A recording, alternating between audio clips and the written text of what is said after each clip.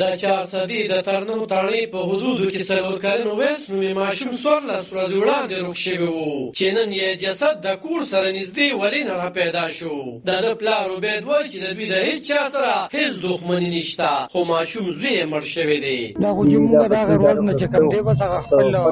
تګوداو دغه شروع کړو او اني ټایم چې کوم دی پولیس سره رابطه کې وو. پیغام دې نظریات ته ګوزار ماته شو کالو کو دوی ته لکه هسپتال پورا شموتي خیر ټول ولکه پیدا شوی وو کې لکه هغه شوی دی. خو د ترنم تړلې پولیس وایي چې د ماشوم مړی د وګوره ترلاسه شوی دی، خو ډاکټرانو پرې د هیڅ قسمه جنسي تیرو رپورټ نه دی ورکړی. رحم وکړي د الله امتحان نه دا ستاره زه خو هغه دنیا نه کوم او کسان هم د سپېږ قرآن باندې لاس کې طلاق او دغه حجت نشته چې قرآن دې په قرآن باور نه کوي باندې کو بیا هم زموږ ایمان کې فرق دی کنه.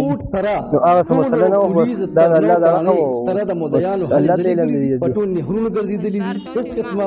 داسې څه پیشت پکې نو شي چونکې هنن او بر ازیاتي شوي دي کې دي شي دي چې کل ممکن ختم او دا بو په زیاتو په وجه باندې بهر دي کې سم ملزمان خبره نشته. خو پولیس دا ونه ویل چې ګینه درې ورځې وړاندې په وله کې اوبه خوشې شوي وي، نو باقي 11 ورځې ماشوم د چا په ولقه کې وو. خو د کلي کروندګر وایي چې د کمې ولې نه چې ماشوم برآمد شوی د ماشوم مړی د اوبو ترلاسه شوی ماشوم یې نه دی لیدلی او وله کې اوبه خو 3 ورځې مخکې خوشې شوي دي ورکړي. دا خو